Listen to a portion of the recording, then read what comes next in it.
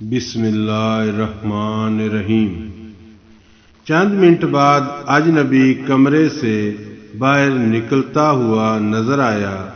اس کے سر پر سفید عمامہ تھا اور باقی لباس ایک بھاری اور ڈھیلی عبا کے اندر چھپا ہوا تھا، اور عبا کے اوپر اس کی تلوار کی نیام کمر پر کسی ہوئی چمڑے کی پیٹی کے ساتھ آویزاں تھی۔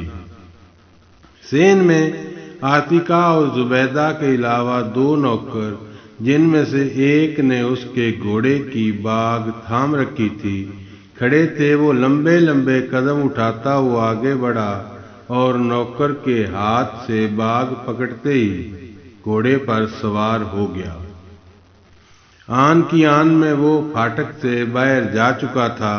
اچانک منصور ایک کمرے سے نکلا اور اس نے آگے بڑھ کر گھٹی ہوئی آواز میں پوچھا، وہ چلے گئے؟ زبیدہ نے اسے تسلی دیتے ہوئے کہا، بیٹا ایک ضروری کام سے گئے ہیں، لیکن ماموں جان کہتے تھے کہ وہ ان کی واپسی تک نہیں جائیں گے۔ آپ نے مجھے کیوں نہیں جگایا؟ اب وہ نہیں آئیں گے؟ وہ ضرور واپس آئیں گے بیٹا۔ اگر میری بات پر یقین نہیں آتا تو کمرے میں جا کر ان کا سامان دیکھ لو، وہ کئی چیزیں چھوڑ گئے ہیں۔ منصور قدرے پر امید ہو کر سلمان کے کمرے کی طرف بھاگا اور عاتکہ زبیدہ سے مخاطب ہوئی، آپ کو اس کا نام معلوم ہے؟ اس کا نام سلیمان ہے۔ چچا ہاشم کو یہ معلوم ہو چکا ہے کہ وہ ترکوں کی بحری فوج سے تعلق رکھتا ہے؟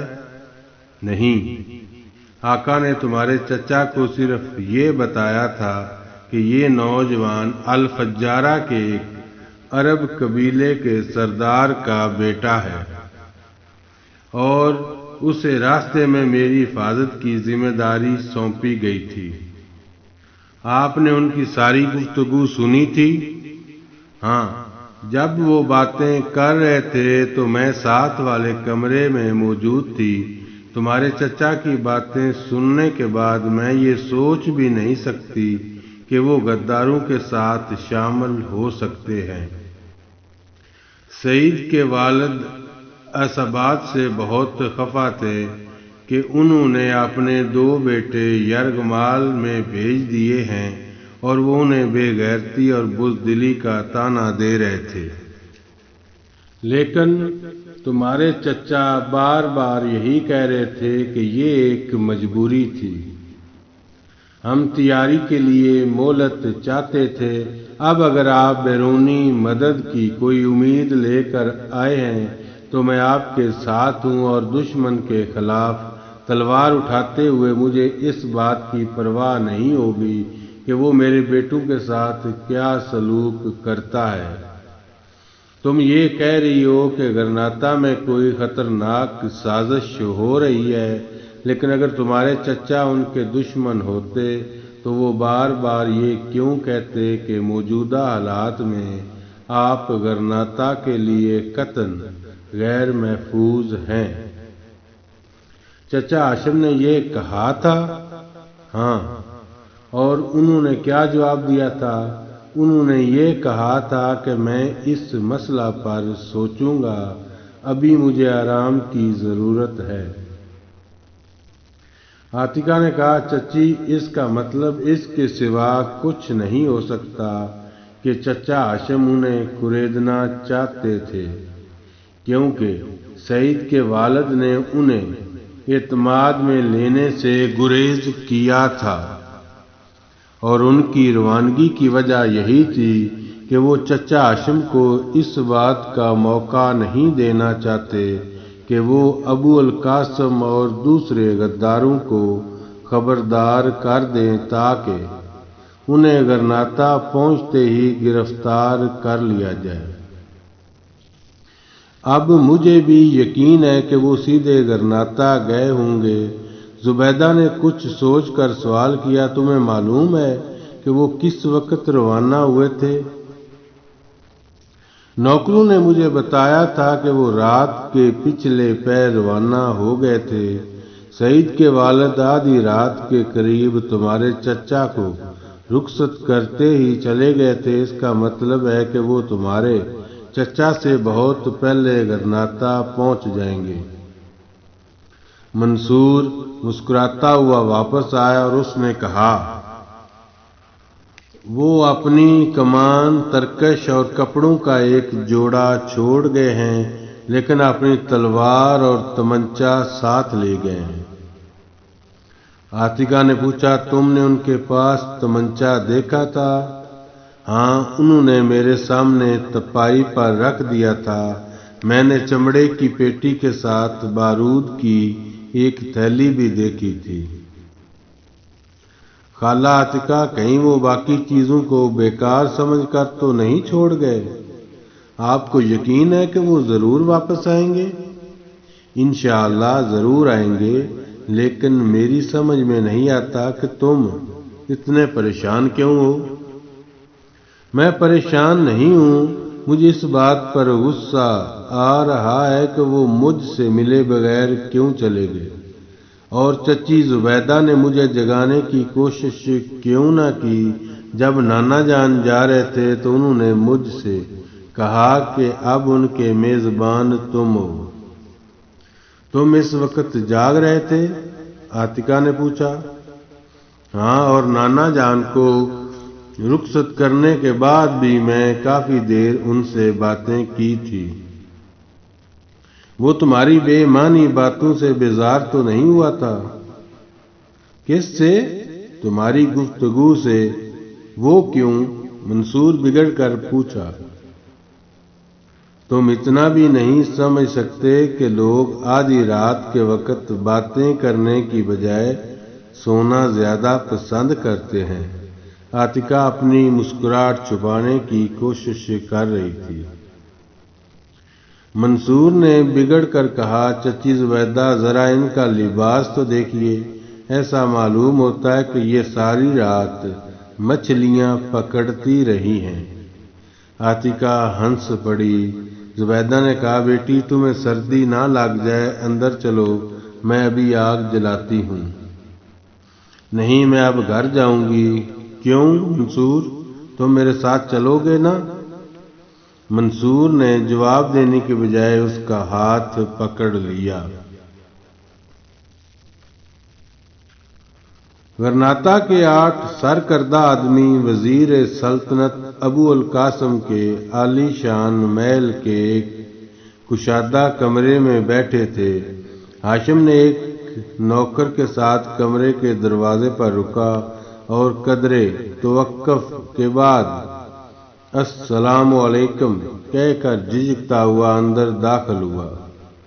وہ وعلیکم السلام کہہ کر تعظیم کے لیے اٹھے، لیکن ہاشم کسی سے مصافحہ کرنے کی بجائے دروازے کے قریب ایک کرسی پر بیٹھ گیا۔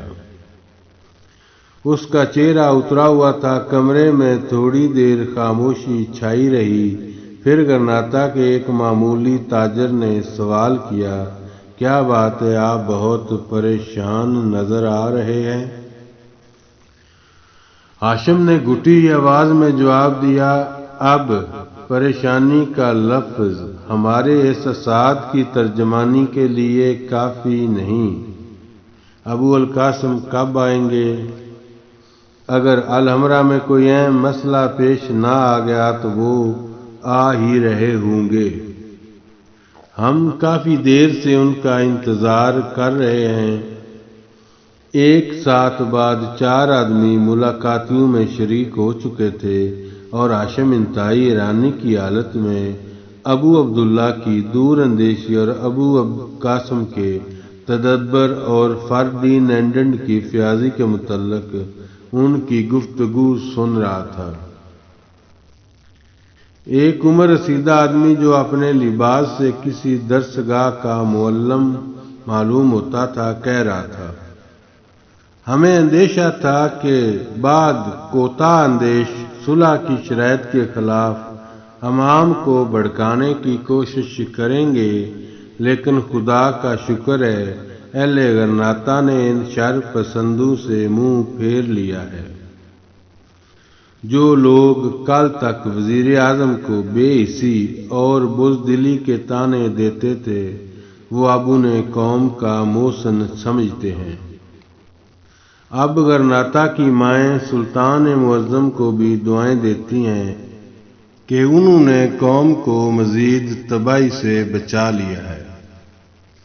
حکومت کے ایک عہدیدار نے کہا، ہمیں وزیر اعظم کا شکر گزار ہونا چاہیے کہ انہوں نے شہر کے انتہائی با اثر خاندانوں کے آدمی فرڈینینڈ کے حوالے کر کے آئندہ کے لیے جنگ کے امکانات ختم کر دیے ہیں۔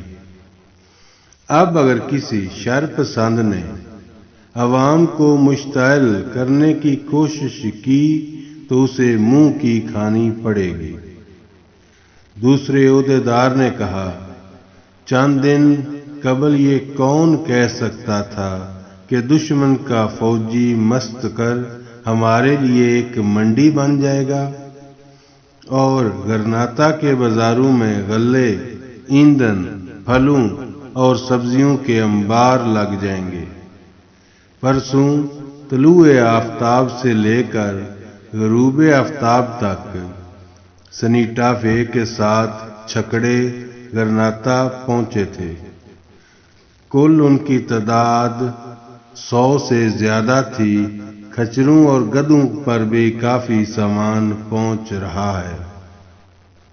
غرناطہ کے بازار میں ضروریات زندگی کی قیمتیں تیزی سے گر رہی ہیں۔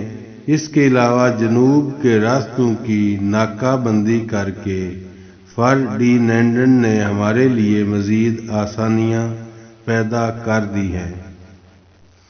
ابو القاسم کا یہ کارنامہ ایک سیاسی معجزے سے کم نہیں کہ انہوں نے قوم کو موت کے چنگل سے نکال کر امن اور خوشحالی کے راستے پر ڈال دیا ہے۔ اچانک ہاشم کی قوت برداشت جواب دے گی اور اس نے کہا، خدا کے لیے اپنے آپ کو فریب نہ دیجیے۔ حاضرین کی نگاہیں ہاشم پر مرکوز ہو گئیں اور کمرے میں تھوڑی دیر کے لیے سناٹا چھا گیا۔ پھر ایک آدمی نے پوچھا، آپ کا مطلب؟ ہاشم نے جواب دیا، میرا مطلب یہ ہے کہ ہمارے 400 آدمی چند ہفتوں کے لیے دشمن کی میزبانی کا لطف اٹھائیں گے اور پھر اس کے عوض پوری قوم کے گلے میں غلامی کا طوق ڈال دیا جائے گا۔ تم چند دن فرڈینینڈ کی فیاضی اور اپنے اکابر کی دور اندیشی کے گیت گاؤ گے اور اس کے بعد تمہاری آئندہ نسلیں صدیوں تک تمہاری قبروں پر لعنتیں بھیجتی رہیں گی۔ تم اس بات سے خوش ہو کہ سنیٹا فے سے تجارت کا راستہ کھل گیا ہے اور تمہارے لیے امن اور خوشحالی کا ایک نیا دور شروع ہو گیا ہے، لیکن تمہیں یہ معلوم نہیں کہ اس راستے پر کتنی بلائیں تم پر نازل ہونے والی ہیں اور تمہاری آئندہ نسلوں کو تمہاری چند دن کی خوشحالی کی کتنی قیمت ادا کرنا پڑے گی۔ حاضرین چند ثانیے کے لیے دم خود ہو کر ہاشم کی طرف دیکھتے رہے۔ پھر غرناطہ کے ایک بہت بڑے تاجر نے کہا، ہاشم تمہیں کیا ہو گیا ہے؟ کیا تم جنگ بندی سے خوش نہیں ہو؟ اس نے جواب دیا، ایک شکست خوردہ اور مایوس انسان اپنے مصائب سے نجات حاصل کرنے کے لیے موت کی تمنا تو کر سکتا ہے، لیکن پوری قوم کی غلامی اور ہلاکت سے خوش نہیں ہو سکتا۔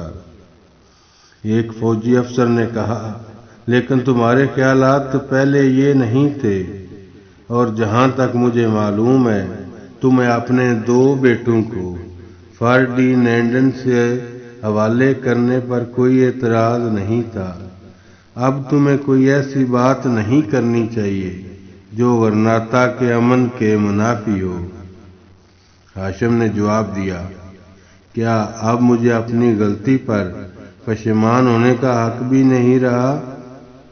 ایک عمر رسیدہ آدمی نے جواب دیا، تم جی بھر کر پشیمان ہو سکتے ہو، لیکن اس کے لیے سلطنت کے وزیر اعظم کی رہائش گاہ موزوں نہیں ہے۔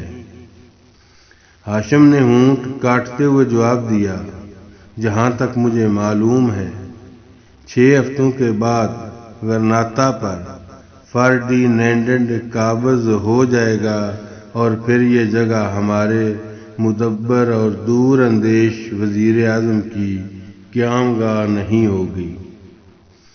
ایک اور آدمی بولا، آپ ہاشم سے بات نہ کریں، یہ اپنے بیٹوں کے متعلق پریشان ہیں، لیکن مجھے یقین ہے کہ ان کا اضطراب بہت جلد دور ہو جائے گا۔ ہم ابو القاسم سے درخواست کریں گے کہ وہ آپ کے لیے اپنے بیٹوں سے ملاقات کا بندوبست کروا دیں۔ ہاشم چلایا، خدا کے لیے بار بار میرے بیٹوں کا ذکر نہ کرو۔ اس کے بعد کسی کو اس سے ہم کلام ہونے کی جرأت نہ ہوئی۔ تھوڑی دیر بعد ابو القاسم کمرے میں داخل ہوا اور حاضرین تعظیم کے لیے کھڑے ہو گئے۔ ابو القاسم نے کھڑے کھڑے ایک نوجوان سے سوال کیا، اب شہر کی فضا کیسی ہے؟ جناب، ابھی تک کوئی ایسی اطلاع نہیں ملی جس پر کسی تشویش کا اظہار کیا جا سکے۔ ابو القاسم نے آگے بڑھ کر حاضرین مجلس کے سامنے ایک کرسی پر بیٹھ گیا اور اس نے کہا، آپ حضرات کو اپنے عزیزوں کی خیریت دریافت کرنے کے لیے بار بار میرے پاس آنے کی ضرورت پیش نہیں آئے گی۔ وہ فرڈینینڈ کے پڑاؤ میں آپ کی نسبت زیادہ آرام سے ہیں۔ اگر ہم فرڈینینڈ کو یہ اطمینان دلا سکے کہ ہم خلوص دل سے متارکہ جنگ کی شرائط پوری کرنا چاہتے ہیں تو مجھے یقین ہے کہ وہ زیادہ دیر تک انہیں یرغمال بنا کر رکھنا پسند نہیں کرے گا۔ سنیٹا فے سے تجارت کا راستہ کھل جانا ایک بہت بڑی کامیابی ہے اور مجھے توقع ہے کہ چند دن تک آپ کو قیدیوں سے ملاقات کی اجازت بھی مل جائے گی۔